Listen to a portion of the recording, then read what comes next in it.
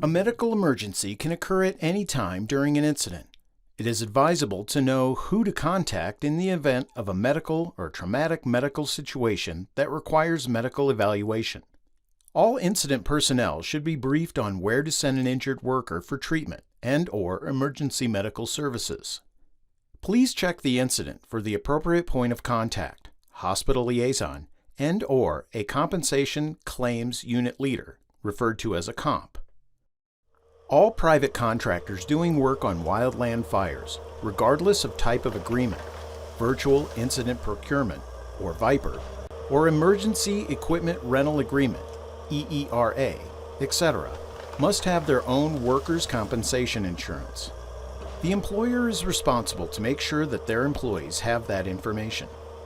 Incident personnel can assist the injured contractor by calling and notifying the vendor, but incident personnel are not responsible for filling out the paperwork for private contractors. Do not issue any federal forms for private contractors for medical care.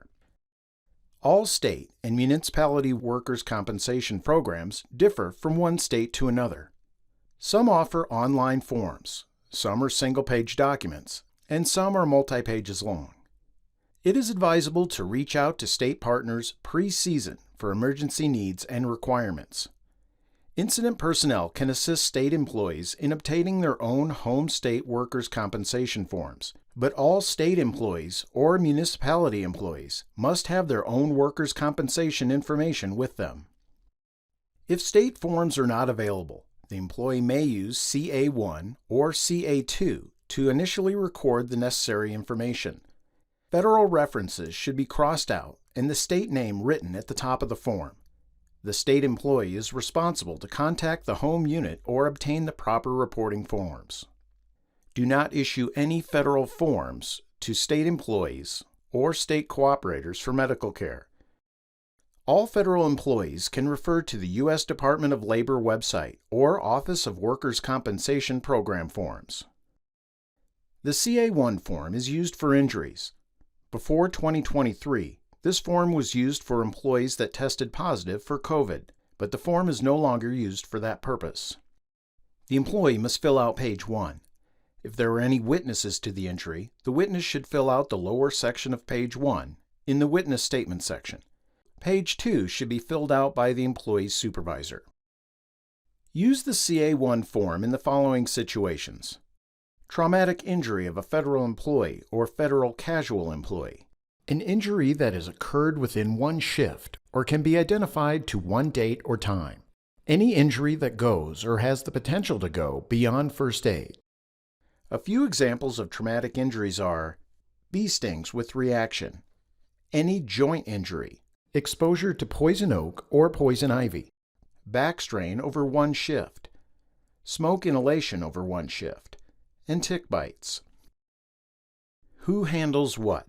The front side of the form should be completed by the employee or the employee's representative if the employee is incapacitated. The home unit supervisor of the employee completes the second page and submits the form to the Office of Workers' Compensation Program, OWCP, within 10 days of receiving the form. For an administratively determined employee, also known as AD, or casual employee, the hiring official should complete and submit the form. The form must be submitted within 30 days of injury to be eligible for continuation of pay. It is advisable to submit documentation within 48 hours. Tips for completing the CA1 form. All fields and information must be complete. Make sure to exclude jargon and acronyms. We have a common language in fire that may not be understood by people outside of our field. Box 9. Place where injury occurred. Be specific to location on the written form. In the electronic version, there may be limitations on location. Select what represents the closest location. Box 13. Cause of injury. Be very specific as to worksite description, how the injury occurred, and other important information that is necessary for a person to easily understand what you were doing and where the work was occurring. Here's an example of complete language to fill into box 9 and 13. While I was working as part of a firefighting crew on the Panther Fire in Statesburg, Oregon, we were assigned to Division D to place a hand line from Rattle Ridge to the Kern Creek drainage. As I progressed in the line construction with my crew, we started into a section that had very loose and rocky materials on a steep hillside, which made walking difficult. At one point, I took a step and slid, which caused me to start into an uncontrolled fall down the hillside. Before I could stop myself from sliding, my right hand struck something hard. I felt something in my hand snap and immediately felt severe pain from that area. When I finally regained my footing and stopped falling, I noticed a very large mark on the back of my right hand. I also realized I couldn't move the fingers on that hand without excruciating pain. Box 14, Nature of Injury. Describe the exact area of injury and any impacts it's having on your body. Avoid using medical diagnosis words such as dislocated knee, heat stroke, or concussion. Instead, use medical terms that describe symptoms. For example, limited mobility of the knee, swelling or pain in specific areas of the body. Box 15, Continuation of pay or sick annual leave. The employee needs to select and sign for how they want to move forward if there will be lost time with this incident. The statement section on page 2 should be filled out by the employee's supervisor. Also, the receipt of notice of injury on page 4 should be certified by the supervisor, indicating that they have received this notification.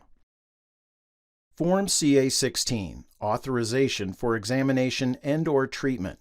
This form needs to be sent to the medical facility within 48 hours, must be completed within 7 days, and is completed by medical staff and signed by a medical doctor, MD. Page 1 may only be completed by a comp, finance section chief, or other authorized agency official. Page 2, also known as Part B, Attending Physician's Report, should be completed by a medical doctor. However, an appropriate narrative report or summary may be included, containing the information that is received from the attending physician. The CA-16 is valid for up to 60 days from date of issuance and covers referrals to specialists, diagnostic testing, etc.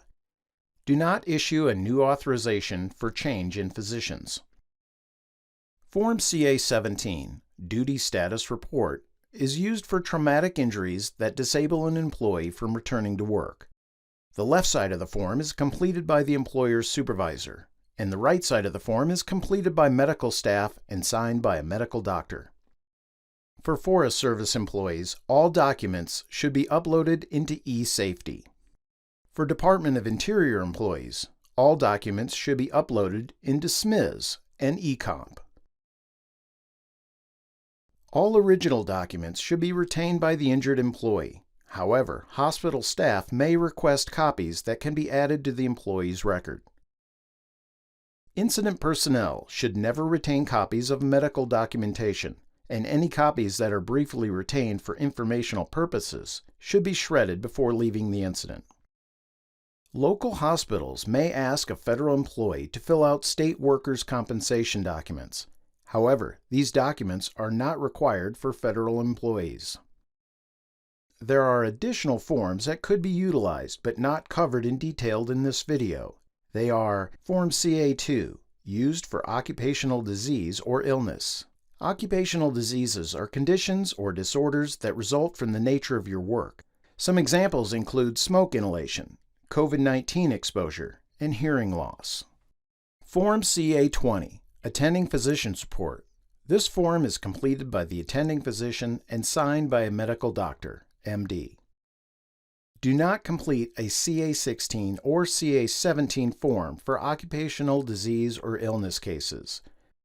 All these documents should be retained by the injured employee. However, hospital staff may request copies that can be added to the employee's records.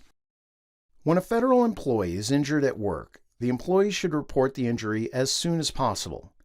Before medical treatment, obtain authorization of treatment from the authorized agency official, comp unit leader, or finance section chief.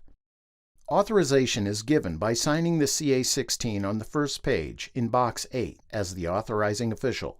Take the form when you seek medical treatment from a physician or hospital. Emergency medical treatment may be obtained without prior authorization.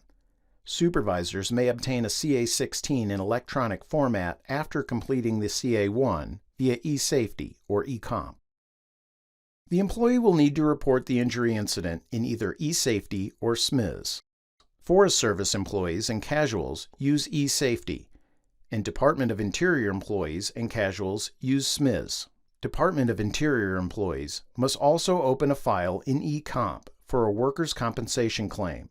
Forest Service claims from eSafety are automatically submitted to eComp.